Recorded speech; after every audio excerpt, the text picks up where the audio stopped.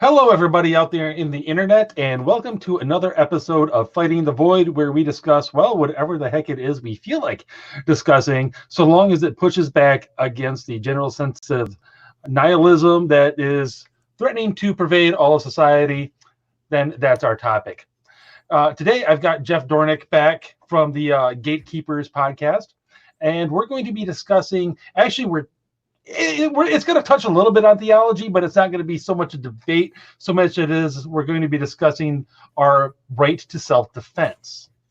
And this topic was prompted by the fairly recent church shooting in Texas, where a guy came in with a sawed-off shotgun, actually shot a couple of people, and then was promptly taken out by one of the congregation that was part of the security force there, and well, basically got him with one shot. And there were also lots of others who were ready to contribute, as it was famously became known. There were like 5 or 6 people that drew down on the guy, if I remember correctly. And of course, there were a lot of reactions to that, like, a lot of people say, well, that's not very Christ-like and this and that. And one of the things that always interests me about people who say those things, they're usually not Christians of any kind. Usually, or at least they're people that maybe they could be bothered to go to church for Christmas and Easter. That's about it. So I always find that in and of itself interesting, but still, it's a topic worthy of discussion because it has been a topic that's been discussed in Christian circles for, 2,000 years or so. So, Jeff, first of all, welcome back to the show. This is, I think, your 3rd appearance, if I remember right. I think so. I mean, thanks for having me back again. I to be honest, I enjoyed our last podcast that we did on Catholicism and evangelicalism and that sort of thing, and that was a lot of fun to do. So I enjoyed it. Always fun. Yeah, for sure. Fun. Yeah, and this I'm sure will not be controversial like at all. So no, of course not. Because again, like I said, it's not going to be necessarily a debate, but let's face it, this is going to touch on theology a little bit, and how one interprets different verses of scripture and everything, and the examples one brings to bear. Jeff, I'll give it to you. Since I already hinted at my reaction, what was your reaction to this whole shooting, and then the way at least some people were reacting to it afterwards? Well, it is predictable how people are going to respond depending on which side of the aisle they're on, and that's really what's come down in a lot of this kind of stuff. Is it's just like the left has their talking points, the right has their talking points. They keep repeating it over and over and over again, and we get nowhere. I think, for me, my first thought was, wow, isn't that amazing that there was a guy in there trained with a gun that was able to protect all those other people from getting injured or killed. Right. Like that was literally my first thought. Like, obviously it's awful that ever needs to be a thing, or ever even needs to be in use or anything like that. But at the same time, it's like that's amazing providence of God that there was a guy in there trained, ready to come to defense, take him out. And what was it? It was one shot, right? Yeah, it was like one shot that they nailed this guy. Yeah, because usually when you get the anti-Second Amendment crowd, they come in and they're like, oh, so now you want to shoot out, and then there's going to be multiple injuries all over the place. And it's like, no, it's like one shot, done. Mm-hmm. That's And, and to be fair, if it was me that pulled my gun and tried to shoot the guy, maybe that's what would have happened. I'm not trained to the level that this guy is. I'm not going to lie. Yeah, well, but that's the other thing is, like, historically in America, people have been trained with guns a lot more than we are now, because everybody's for the most part is leaving rural America and heading into the major cities. The major cities, it's not like you're using that on a daily basis, right? So that is one aspect of that is missing from the conversation, is that there's such a wide difference between rural America and city America. And that's one of those evident things. Well, and even in suburban America, which is where I find myself, guns have been largely denormalized, far from what they were when, like, my parents were growing up. Right. Because my dad told me when he was growing up, when it was hunting season, they brought their guns to school. They brought their shotguns or their 22s or whatever, and they went right up leaning against the wall next to their coats and boots. Yep. No joke. Back in the 60s, that was not uncommon in the slightest. It was just normal. And I think that goes on. That somewhat proves the point that a lot of conservatives are making about it's not guns that kill people, it's people that kills people. And that's the main point in all of this is that you've got bad people, and especially nowadays with so many like mental issues and mental health issues and people that need to be taken care of. It's like, if you're alienated and then you have this weapon, maybe you're trained, maybe you're not trained, who knows, but you have access to this weapon. If you have any kind of like mental health issues at all, it's so easy just to pick that up and think that, oh, it's just like when I was playing a video game, I can just go do this kind of a thing. Yeah. Which in and of itself is honestly whatever mental gymnastics a person does to get to there, it baffles me. I'm not, to be perfectly honest, I have a really hard time even pretending to relate to that, because it's like, why would anyone wake up in the morning and decide this was a good idea? But what's interesting is, I want to actually get back to the more in-depth discussion, but there was something though that Bill Whittle pointed out in a video concerning exactly this sort of thing, relating again specifically to the mental health issues. He says it's like, no one can ever know and everything. Sometimes people just snap. He's like, no, almost every single one of these people, there's somebody that knew them afterwards that says, oh yeah, I'm not surprised. Yeah. Like if you're paying, like basically if you actually know the person and you're paying attention, you see that the dude's off. In some way, shape, or form. Yeah. A lot of times. Yeah. Yeah. But a lot of times they're alienated from everybody else. They like to be by themselves. They sit home alone and they're either, playing video games. A lot of times they're watching violent shows. And it's not that those things specifically are like a lot of people say, oh, they're brainwashing them into doing it.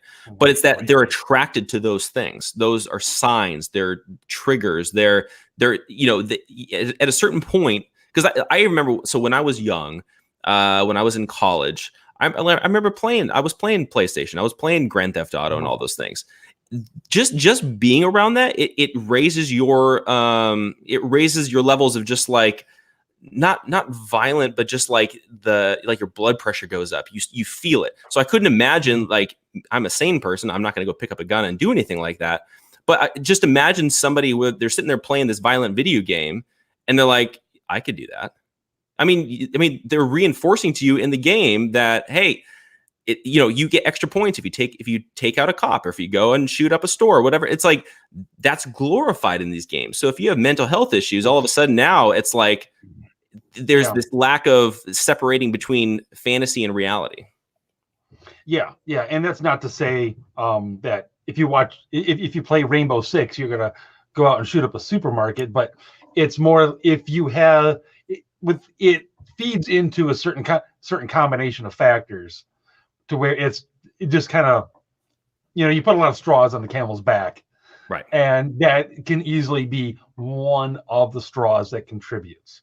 Mm-hmm. And which, that gets right into a whole giant thing where, okay, well, what do? Do you try to build a society where there's no straws on the back sort of thing? And yeah, you can try to do that, but usually those wind up looking like dystopian type societies. Usually it becomes the Soviet Union, essentially. Pretty much. Yeah. This maybe a little bit different, but the point is, you exhibit that level of control on society, and you have huge problems. Yeah. Well, and also the whole point of the Second Amendment was to allow everybody to be able to protect themselves, even going so far as to protect themselves from a tyrannical government. So it wasn't even just like from like an intruder into your home. It was to keep in check the government, because we're a government by the people for the people, right? And so that was always one of the safeguards that our founding fathers, allowed for us, which is amazing that they did. But that's also something that we need to remember, is like it's there for protection from wherever that level of oppression could be coming from. Yeah, absolutely. But now, as far as the contention, that initial reaction that some people had of that, that they were specifically being unchristian by essentially going to church, packing heat, and willing to shoot a dude who came in wanting to shoot them. Okay. Do Christians have the right to defend themselves? I think is a central contention there. Is that Christ-like or not? Because after all, we all know Christ let himself get crucified, as a sacrifice, when he certainly could have calling down a host of angels to defend himself if he so desired. So, if we are to be perfect like Christ, should we let somebody shoot us in the face? Just to boil this down. Yeah, well, the other side of it we can't forget is that Jesus is God. So that's point number one. He knew what was coming. There was a plan for Christ to come, die on the cross, pay the penalty for our sins, raise, like he knew the plan that was coming ahead. And so that was one of the reasons why he turned to Peter when Peter pulled out his sword, is because it's like, no, this was ordained. Like there's a reason for this happening, right? But then you look throughout the Old Testament and you see so many instances of not only self-defense, but then you see protecting family members, you see protecting your nation, you see all these examples of that. And so if we're like, sin didn't change when Jesus came. Like the same things that were sin today were sins in the Old Testament. And I think that's an important thing that we need to remember, is that all of a sudden self-defense didn't change at the moment that Matthew 1 happened. And I think that's an important distinction that we need to make. Yeah, and it's a matter of, and again, it's self-defense. It's not being an aggressor or anything like that. Mm-hmm. And you're absolutely right. There's numerous examples, most especially the Old Testament, because the Old Testament covers a much larger period of time. Mm-hmm. And it also, it does cover a period of time when it was somebody's fighting somebody, guaranteed, all the time. Well, and also the Old Testament. The Old Testament was more of a historical document, so it was actually explaining historical events that happened. Whereas the New Testament, that's really all we have is Acts and the Gospels. So that's really all that we have when it comes to actual examples of people living out their lives. Yeah, and again, it's a much shorter period of time. It basically covers 3 years. As far as like describing actual events that happened, it covers 3 years versus a couple of thousand. Exactly. Like roughly 4,000 years. People forget the Old Testament is a highlight reel, but it's a highlight reel over 4,000 years, so it's not really long. Right. Now, and the whole David versus Saul episode, that's a great example. It's also an example of somebody exhibiting heroic virtue, going above and beyond, I would say, basic rights of self-defense, because while Saul's chasing David all around the countryside and everything, David actually has a couple of chances to take him out real easy. The most obvious one I can think of off the top of my head is when Saul and his forces, they've got David and his buddies cornered in a cave, but they don't know it. They don't know that they're hiding in the cave. Saul goes in to take a leak, and David's like right there's like, I could totally kill this guy right now. Right. But he doesn't. So somehow or another he manages to sneak up quietly enough that he can just cut off a piece of whatever it is he's wearing. How he pulled that off, I don't know. Freaking ninja. That takes some skill right there. Serious skill. Or maybe Saul just peed really loud. I don't know. but afterwards afterwards Saul goes out, rejoins his army. David's like, I totally could have taken you out right there. Keep that in mind. But now that's an example of heroic virtue, but it shows David's running around with guys that are armed to defend themselves against Saul and his armies that are chasing them down. So it's an example of both your right to defend yourself against an unjust aggressor and going above and beyond, taking heroic virtue and go, so, yeah, I'll fight you, but it's going to be a fair fight. Well, but also the other side of it too, I think when it comes to this specific example, is that just because you have the right to defend yourself doesn't mean that you always have to go for lethal force. And I think that as believers, like our first option isn't, okay, we're going to kill a guy because he broke into our house. Although maybe that's necessary because you're in the dark, you don't know what's going on, you got your kids in the back room, and you just need to do what's best for your family, right? But at the same time, when you're looking at David, yes, Saul was going after him, right? But David saw an opportunity in order to take a non-violent approach in order to ward off Saul from coming after him and trying to kill him. So yes, Saul was going after David to kill him, but it's not like Saul was standing there with a knife over David's head and David's like, I'm not going to do anything. You know what I mean? So like in that sense, I feel like David would have been totally justified in responding and, either taking him out, injuring him, or something along those lines. Whereas with this, I think David took the right approach of just because he had the opportunity to take out Saul for self-defense, he did show that amazing amount of restraint in the sense of you're still valuing life wherever you possibly can. Just because you have the opportunity to do it doesn't mean you have to do it. Right. Now that was another example of clear self-defense. And again, this is more than just personal self-defense. And you may or may not be familiar with this because it's in one of the books that Luther done kicked out. It's the First and Second Maccabees, which basically is, for those who don't know, it relates directly to Hanukkah. Hanukkah is not Jewish Christmas. Hanukkah is the celebration of the cleansing of the temple during the Maccabean revolt, when they kicked out the Hellenizing kings that basically turned the temple in Jerusalem into a pagan temple. And the Maccabees were a family that led a revolution that kicked them out.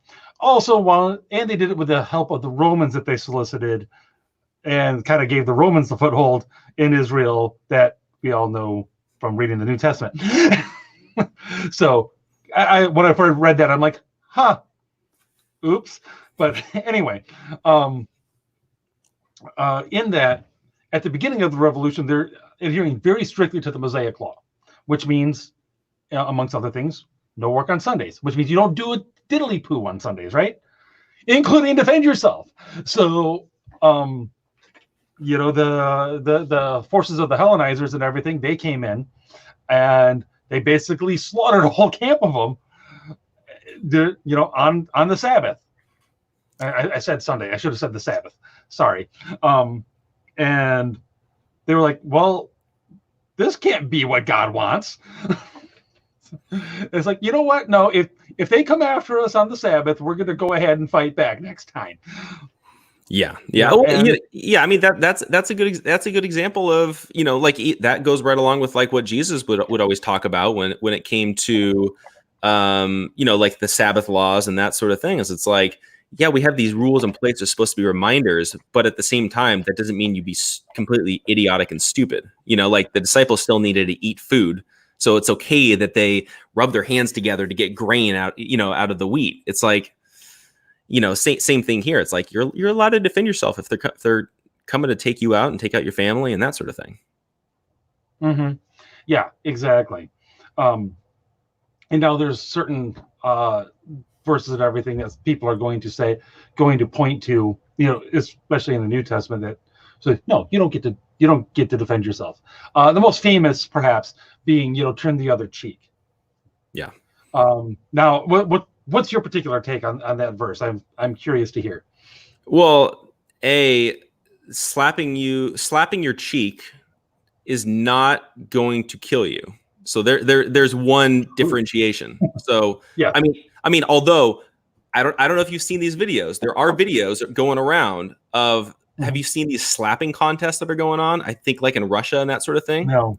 So it's like the new like form of like wrestling. So literally you've got like a table in between. I know this is a sidetrack, but it's fun. So there's a table standing in between two people, and you face each other, right?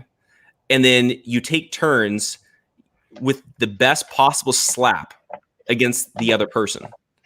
And so it's literally you just slap them across the face, and then the next person takes a turn and slaps them across the face. Like, I've seen people get knocked out in a slap. So I'm not saying you can't get seriously injured from a slap, but from what I understand of actually looking at the New Testament when it comes to essentially like slapping you on the face, that was a sign of that was almost like an insult. That wasn't just like if somebody comes up and slaps you in the face, turn the other cheek. That was actually referring to like it was like a derogatory thing. It was dealing with like if you're insulted, you don't have to turn around and fight back.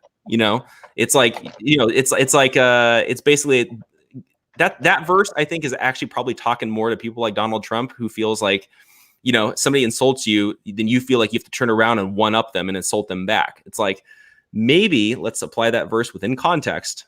It's more about being derogatory and insulting more than it is about violence.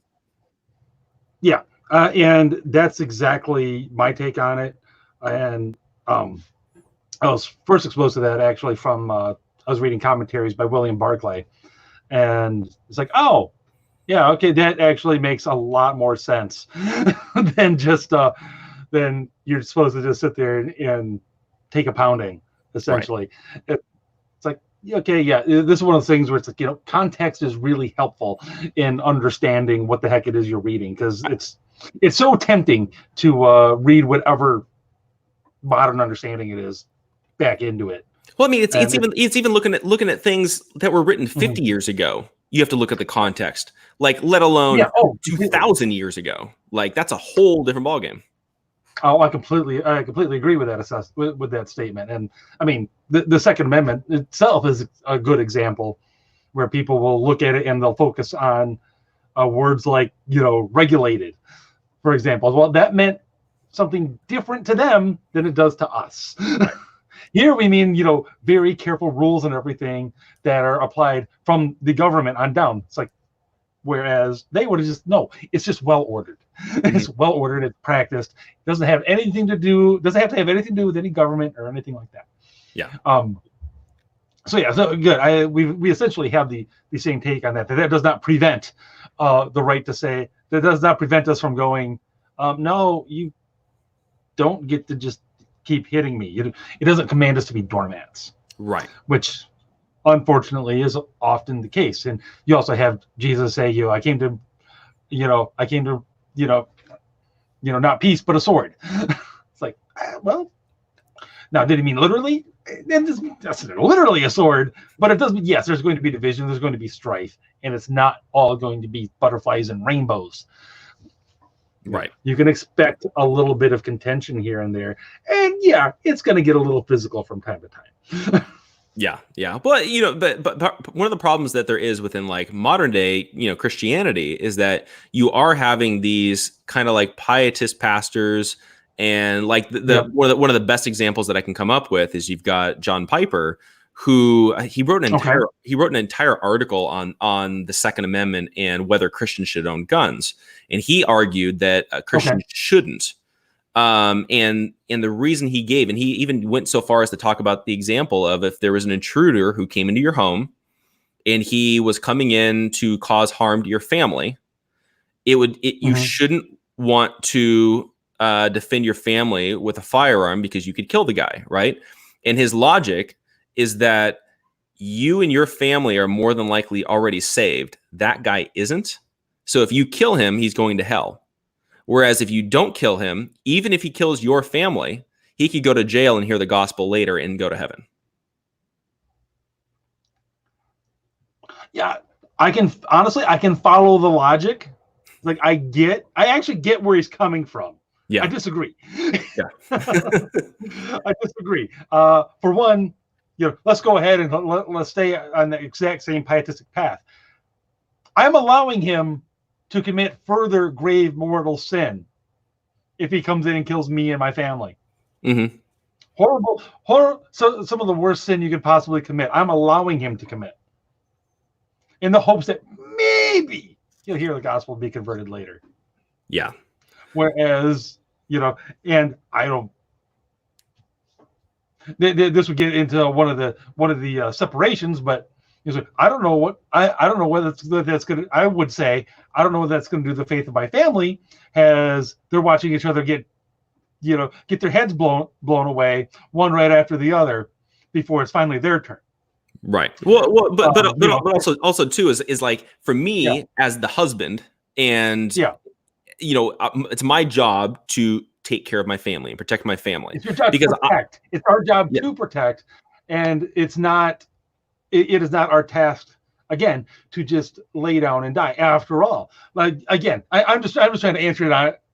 Argue against him on his own terms, sort of, and okay, well then God loses God loses. There is no longer the witness of myself and my family that could help lead others to Christ later on down the road, including this guy if I happen to just wound him. Yeah. Well, yeah. But and the other thing that I was going to say too is that, as like a husband, it's my job to protect the family, because the New Testament talks about how the husband is supposed to be like a reflection of God, right? And so it comes down to like the relationship between Christ and the church. And, same thing, that's why we have all these different levels of like submission and leadership and things like that. It's supposed to be a reflection of our relationship with God, right? God protects us. He saved us from eternal death, right? So why wouldn't I, in the physical sense, reflect that character of God and protect my family from physical death in the same way that God protected us from eternal death? That's to me logically makes perfect sense, and that's where I think guys like Piper and a lot of these pietists just, they're not thinking through it very clearly. Yep. Well, and then again, you've got, what's the very first command given in the Bible? It's given to Adam: protect the garden. Which includes everything in it, which includes Eve. Right. And what's the very first What's the first failure of a male, anyway, in the Bible? The failure to protect the garden. Yeah. I mean, what he should have done is just taken out the snake altogether. It would have fixed a lot of problems. Exactly. It's like you had one job. You had literally one. Well, no, you had two. You also had to till it. Well, that's beside the point. You had to work together. You had two jobs, and you totally messed up at least one of them, pal. And you made the rest of it much more difficult. But that entire notion is just like, I don't know. It's one of those things you're taking. It's what often happens. You're taking one principle and you're running 100%. You're running with it too far. You're focusing on one thing in exclusion to all others, and this happens all the time. Not just with this, but pick your issue. I could, after a little bit of searching, I could probably find you an example of exactly that sort of thing, with somebody taking it, again, any particular principle and just running far too far with it. Oh yeah. And I mean, you mentioned John MacArthur is another one who goes so far as to argue that any sort of disobedience to the government is unchristian. That the American Revolution was clearly not Christian, and no Christian should have participated in that. I was like, really? Yeah. Huh. Well, see that crowd, they like to take things, these small little things, and then they blow them up. Like one of the other things that, and again, we're getting a little off topic here, but it goes to show the pattern that's going on here. One of the other things that they take, like this small thing of like wives' submission and children obeying their parents, and then what ends up happening is then you start getting like abusive husbands and abusive fathers, right? That are beating the crap out of their wives. Literally, guys like John Piper, MacArthur. I don't want to name a bunch of other names. I could probably do it off the top of my head, but just because I don't want to like misquote or mislabel them, but I know those two guys for sure have even talked about, like, so far as like, you stay in that abusive relationship and you submit, even if you're getting beat around a bit, even if you're getting slapped around, even if you're getting injured, whatever it is, because you're supposed to be that shining light and you're supposed to submit to them no matter what. And it's like, no, you call the police and you get out. Because they're no longer reflecting the character of God. So you don't keep yourself in that situation if you're getting hurt and injured. But that's another example of this same kind of thinking. They take this small little principle, they just blow it up into this big thing out of proportion and turn it into this command that God never intended. Yeah. Yeah, and thank you. I've heard that. I've heard of that notion circling around in evangelical circles, uh, like a surprising amount lately. Like not just from pastors and everything that that have a large following, but just talking to individual people that I know. I'm like, are you kidding me right now? It's like, no. See, you're forgetting the other whole half of that passage, which is that the husband should love his wife as Christ loves the church, which it doesn't include beating the crap out of her. Yeah. It's like, well, see, like I've spoken with it's a two-way street.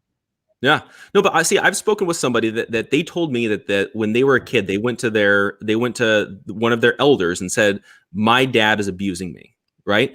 The elder turns around and tells her, "Go back home and be an obedient kid because God is sovereign and He's in control, and God will bless your obedience and you being a good Christian kid." As opposed to step number 1, pick up the phone, call the police. Don't send the kid home. Keep them there until Child Protective Services come, and then let the government handle it. That's that. I'm a very small government guy, but that's one of the roles of the government. I'm sorry. Yeah, sure as heck is. Yeah. Oh my gosh! Like the idea that even people would again take that one particular principle and just blow it up so huge. No. And to say no isn't inconsistent.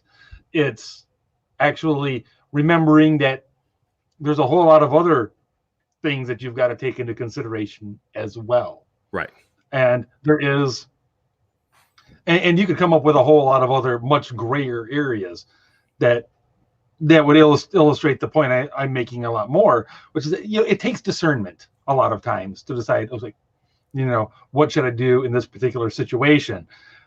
But certain clear-cut examples like that, where you've got an abusive father, you take care of it. It's really that simple because he's not fulfilling his role. That's exactly what it comes down to, where in certain cases, yes, it is just to take up arms even against the government.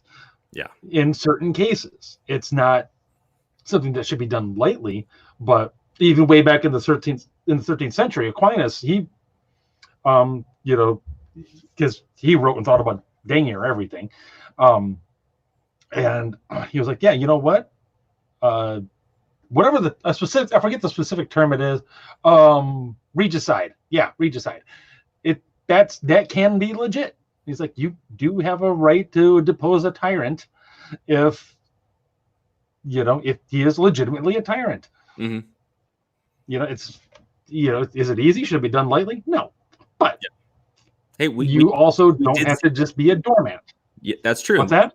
We did see an example of that in the Old Testament. Again, I'm going off the top of my head. I couldn't even tell you exactly where it was, but there's somebody who went in. They flat out stabbed the king. Got into the king's chamber under the pretense that they wanted to talk, if I'm remembering correctly, and then stabbed the guy, and then the knife got left in the king's fat, and he couldn't get it out, and he pulled his hand out. I wish that is ringing a vague bell. I'm actually just now put it this way: that passage doesn't come up in the Sunday Mass readings real often.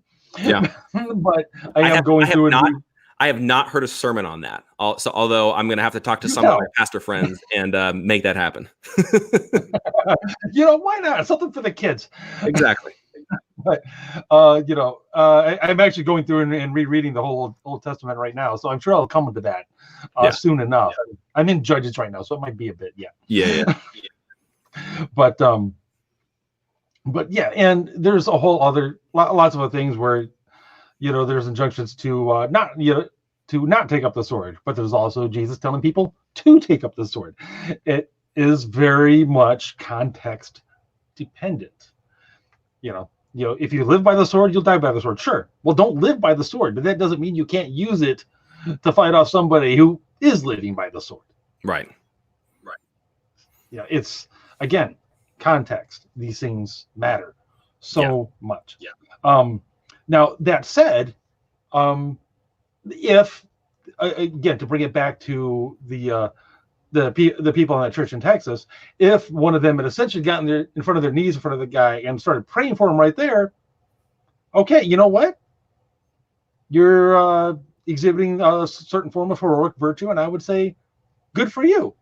You're also probably going to die. But in all honesty, that's great, and that's perfectly legit as well, because you can take it one step further. You can forego your right of self-defense, but you have to understand that you're foregoing it. And also, you do need to take into mind, okay, what other duties, what other people am I responsible for? Like if you or I, as fathers, were to like just forego our right of self-defense, no, we're not really. We're abdicating our other responsibilities as well as husbands and fathers that have other people who depend on us. Yeah. The individual act might be, but no, we're not really. That's most likely not what we're called to in any particular circumstance. Yeah, well, and I think just even from like a moral standpoint, I think to a certain degree, maybe the argument could be made that there would be a different level of responsibility if it's only you that's in immediate danger versus if there's other people as well. So if it's just you, I've heard the argument made that, and again, I don't know if I fully buy into it, but if it's just you, you shouldn't be getting into a fight and trying to take out somebody else, you whatever it is. But if there's family around or there's other people around that you could potentially protect, it's like, that's where, to me, there's no argument like you need to do something. You know what I mean? Like I can't see any rational argument. And again, to me, it sounds great if you go up and you've got a church full of people and you just go up and kneel in front of the guy and start praying. But at the same time, you're going to die, and then everybody else is going to get shot too. Like, what does that actually accomplish? Fair point. Yeah, and honestly, that's a fair point. It could be one of those things that completely, breaks through the guy's wall, and it might be something where you get a face full of buckshot. Yeah. I mean, and even if you are armed, it's still like you could pull a gun and you could say like, hey, seriously, like if you take a shot, you're done. Trying to ward it off. It's not saying you immediately have to take a shot either. No. Like self-defense doesn't necessarily include always resorting to violence. But to be honest, a lot of times, and this goes even into war and things like that, it's like just the threat of it could even ward somebody off. So like somebody like going back to John Piper and like what he was saying, somebody's going to know, okay, he has no weapons. He's not going to defend himself. To me, you're opening yourself up to attacks on you, your family, robbery, all that kind of stuff. But if somebody just has the thought like, well, is he armed? Maybe I'll go to the next house over. That's one of the main reasons of having it. Yeah, you bringing Piper up again reminded me there are literally laws like in England that are designed essentially, whether intentionally or not, to make it easier for a burglar to come into your house with full confidence that nothing could possibly happen to him.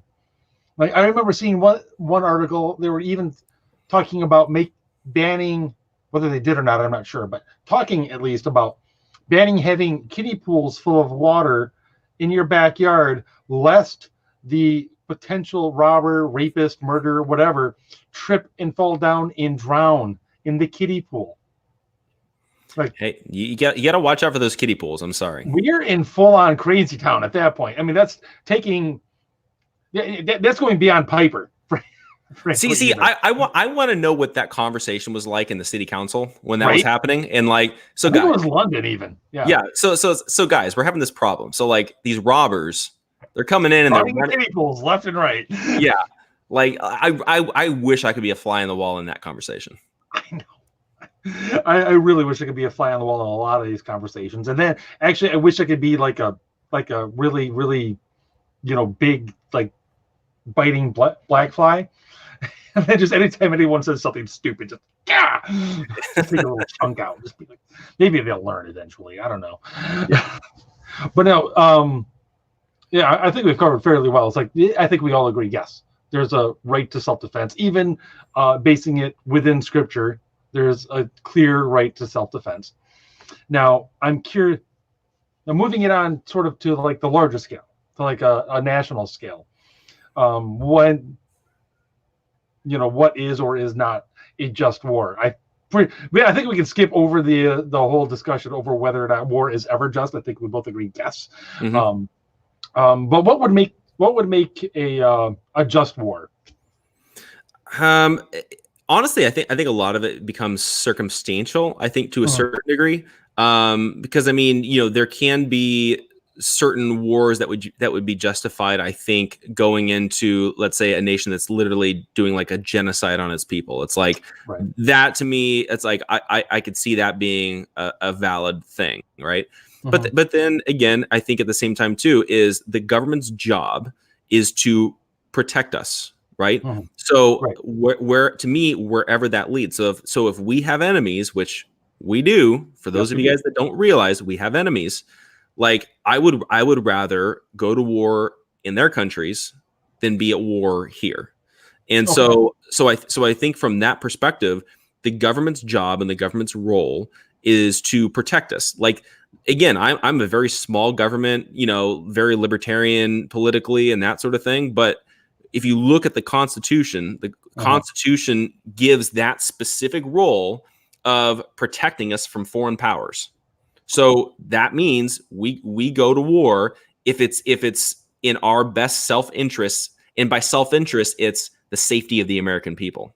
It's not we're going there for oil or we're going there for conquering or whatever it is. But if we're going into another country, it's because we need to take some people out in order to make sure that they don't come here and take out our wives and kids and that sort of thing. And so I think, to me, that warrants a just war. And to be honest, like, after 9/11, to me, based on the intelligence that we were getting, that was a just war. After looking at a lot of the intelligence that came out later, maybe it wasn't. But once we're in there, it's like, we got to take out the bad guys.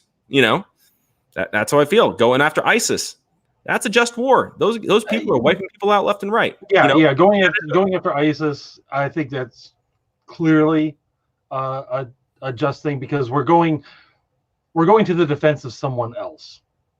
Yeah. And it's, did they directly attack us? Well, as an organization, not necessarily, but people who claim allegiance to them certainly did. Granted, in small ways. A rando with a hatchet in a New York subway isn't necessarily an act of war, yet the ideology is clearly inspiring others to do crazy crap. And also, again, they're wiping out and persecuting tons of other people. And I don't think it's terribly Christian to just sit there and let people be horribly murdered when we can do something about it. And the fact is, we can, which gets right into, I do think, for a war to be just, it should be defensive, but that doesn't necessarily mean but it can be in defense of someone else. Someone who is unable to defend themselves. Go back to Gulf War I. You know what? Kuwait was a buddy of ours. Iraq attacked them. I had no problem with the fact, and I still have no problem with the fact, that we booted them out.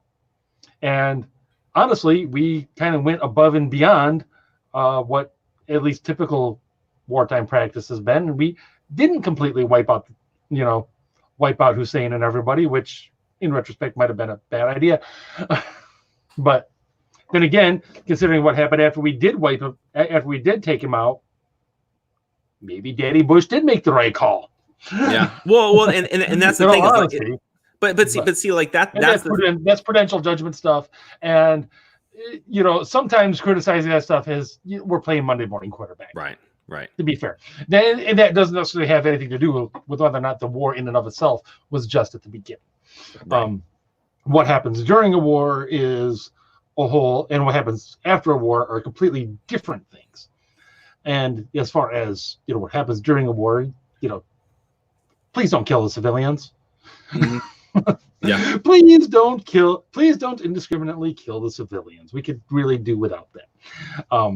Yeah, but see, I think part of the problem where I think America's gotten in trouble is we go in and try to make these regime changes, and I think that's where it's like we're trying to demand that other countries fit in with what we want, and while maybe it's in our best interest, at the same time, when you're leaving it up to votes and you're leaving it up to their councils or whatever it is for their leadership. In almost every instance, we take out somebody who's somewhat bad, and the next person that comes in is worse and worse and worse. Yeah, and it's like we're playing this gamble that never pans out, and it's like maybe let's just try to keep them in check. Let's we'll go to war with them if they're being aggressive and that sort of thing. But at the same time, I think the threat of war has kept guys like Saddam Hussein down and a lot of other guys down for the longest time. And then instead we go in and we take them out, and then ISIS comes along. And it's like we created the vacuum for that to come in by taking out the leadership in the Middle East. No, and I agree with it. That's one of the reasons why assassinating heads of state and everything is typically a bad idea, because you're not really making anything better. And they are just going to wind up putting somebody else in place who, maybe he's a little afraid. Maybe he doesn't want to, step outside of the pocket, so to speak, anymore. But it's, I'm not really all on board with that particular concept. But again, with the concept of, you attacked my friend, I'm not going to stand for that. You best get out of my friend's backyard. I'm totally okay with that. Yeah, but looking historically, I'd say almost all of the wars that America has been actually involved in, I think for the most part have been pretty justified. World War I, World War II. Sorry, those are pretty justified. Civil War. I mean, that was pretty justified. I mean, even going back to Revolutionary War, it was kind of justified. Like, you look at every single war that we've been involved in for the most part, I mean, it's been pretty justified. Now, some of the actions, the decisions within those wars maybe weren't the best decisions. Again, that's playing Monday quarterback. But at the same time, I'd say the majority, if not all, of the wars that the United States has been in have been just wars. I would say the majority. Yeah. Iraq 2.0. I would actually say no, and I was highly skeptical even at the time. And I was I kind of feel like they're just whipping us up to be afraid of something that might happen, as opposed to we're absolutely certain this is going to happen. I'm like, no, you're not. Yeah, you're not certain at all. You don't think. In fact, I'm not convinced you even really think it's a real danger. I think you just want to take care of some unfinished business. I think that's what's really going on here. Yeah, but see, in that instance, if they were concerned about weapons of mass destruction in Iraq, what they easily could have done is they could have sent in some SEAL teams or whatever it is, go in there, find them, take them out, as opposed to going to all out war. Look,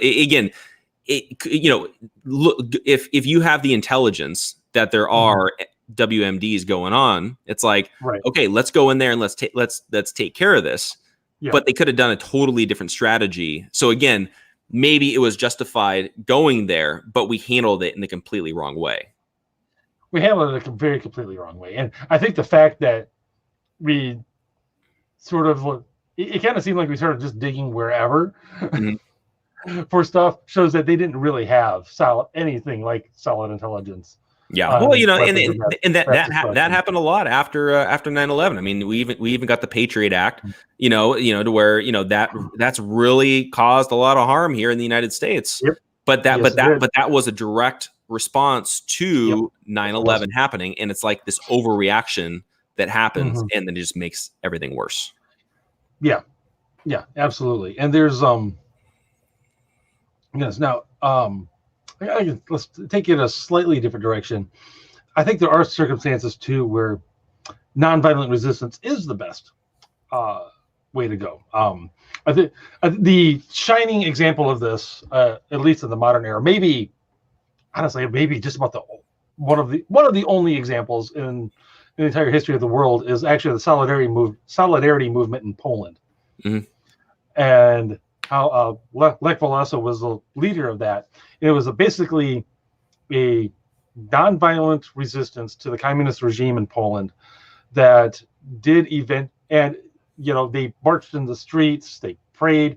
I don't know exactly everything they did or didn't do, but they were they basically did everything except do anything violent to resist the communist regime there, and it did eventually help take down the communist regime in Poland, and from there it was dominoes, and that was huge. And would they have been justified in taking up arms to fight? Yeah, absolutely, they would have. But somehow or another, they helped launch a completely bloodless end to the communist regimes throughout Eastern Europe and the Soviet Union. That in and of itself is amazing. Now, it wasn't just them. It was a combination of them.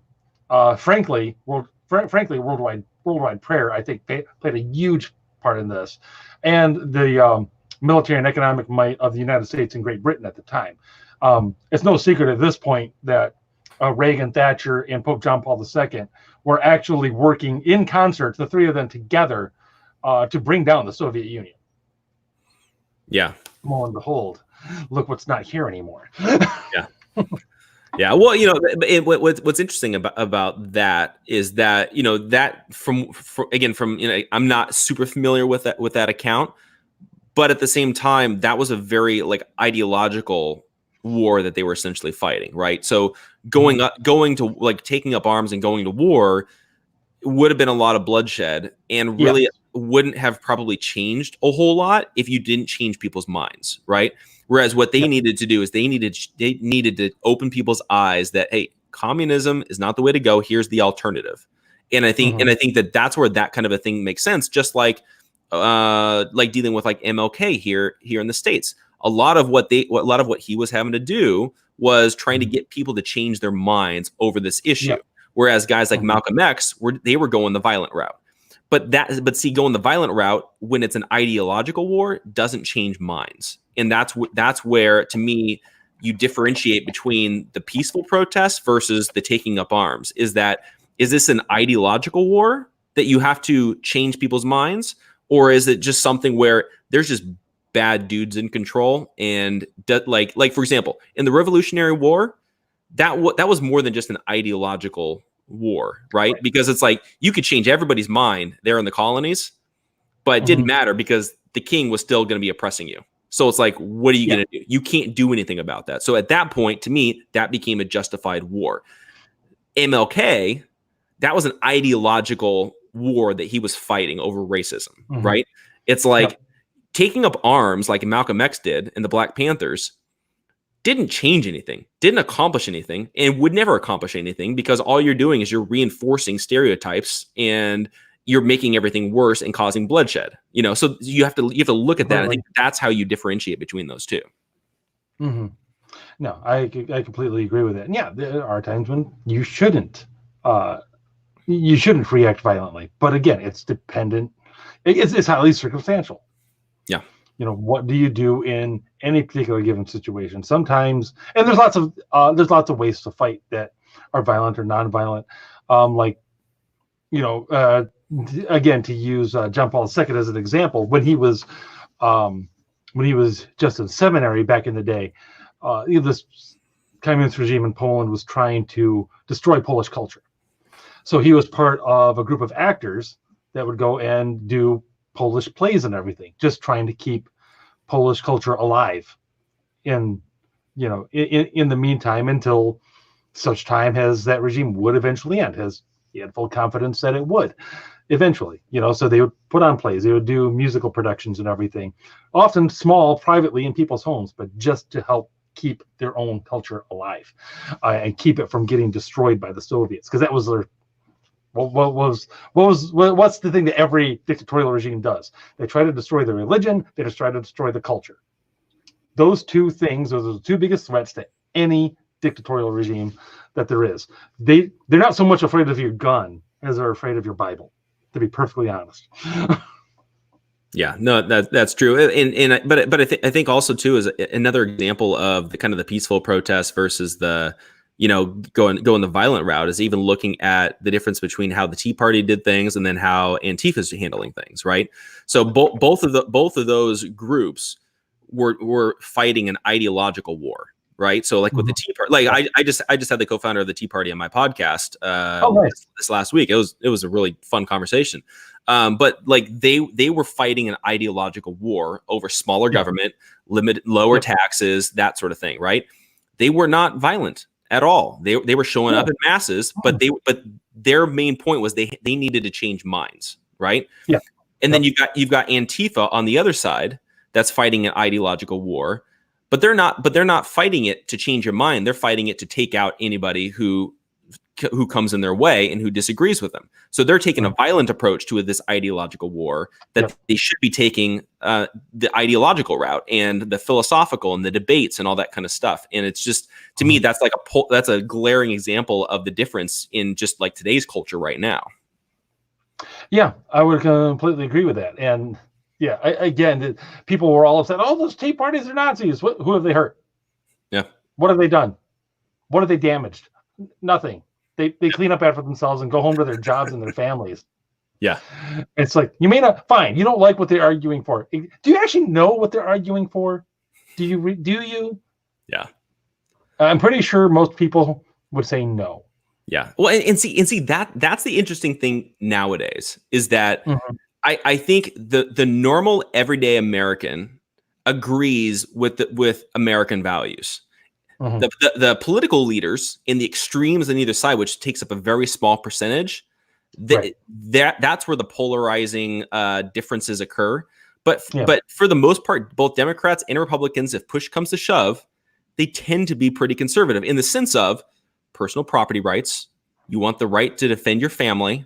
Like you want to be able to keep as much money as you can for yourself, right? But then as soon as you attach it to like a famous person or a celebrity or a politician, then you're like, well, I associate with them, so I go along with what they're saying. And that's part of the problem that I think we're having right now is like if we can get it focused on the ideas. And so like, for example, here with like gun issues, right?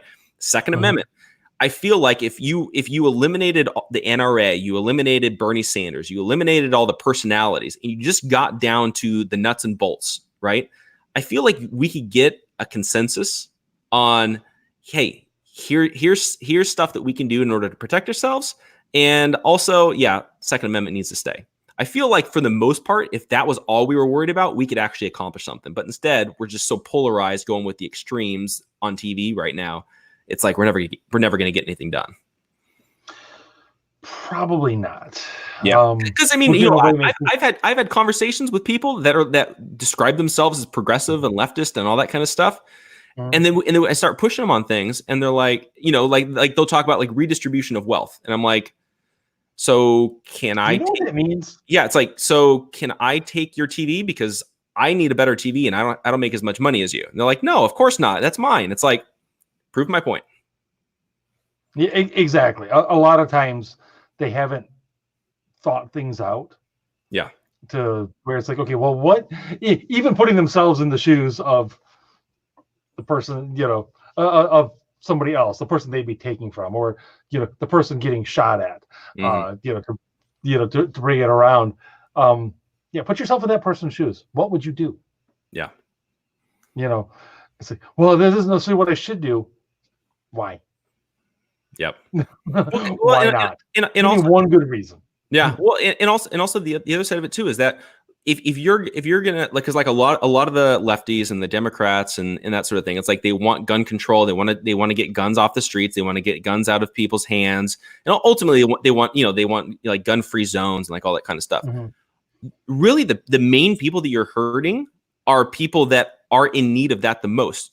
Women that need protection. Right. Like those are going to be the people that are going to be affected the most. People that are lower income, that are living in more dangerous parts of town, that want to be able to protect their families.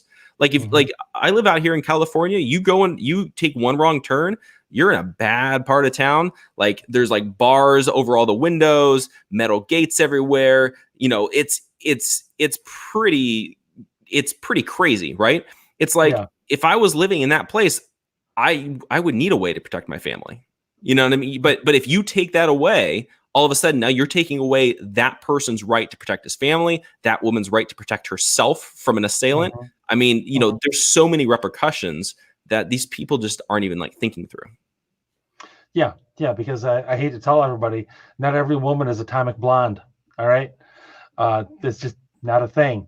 And if you want that woman to be able to protect herself, to have her own right to self-defense, and it's, you know, you're being so consistent that you're like, no, there's no right to self-defense. That woman should just take it. I don't think that's what you're arguing. Not really. No. I don't think that's what you're arguing. I don't think that's what you want to argue. Right. So,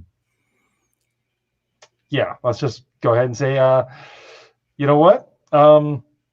Apply a certain principle that my daddy done taught me when I was a youngin'. You can apply it to the personal and you can apply it to the national.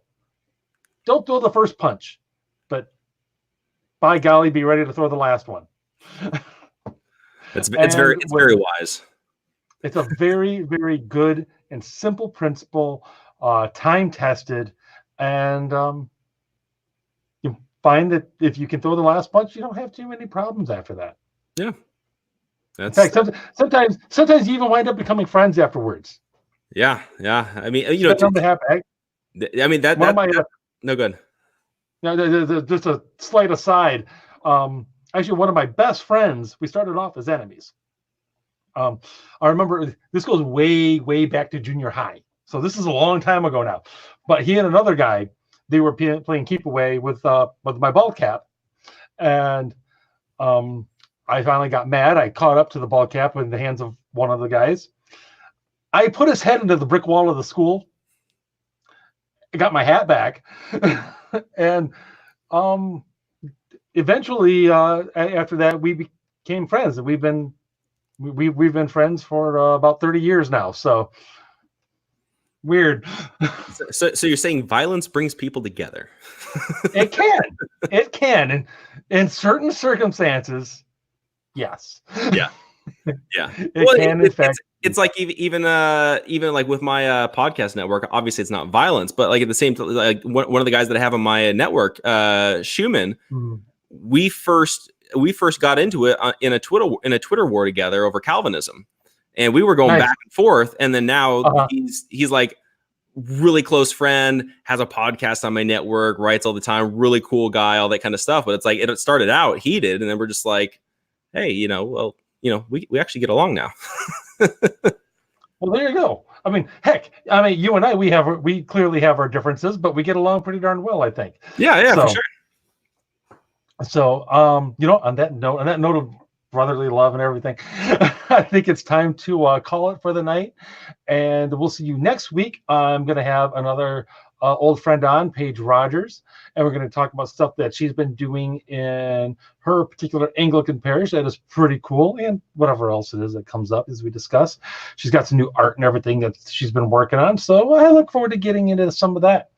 And then after that week, we've got Albany Rose, who is the rarest of creatures, a pro-life atheist, who's going to be on. I had the chance to meet with her at the March for Life this past weekend in DC. Very interesting person. She's got a heck of a story, so she's going to share that. And after that, I'll let you know. Okay, and until next week, keep fighting the good fight.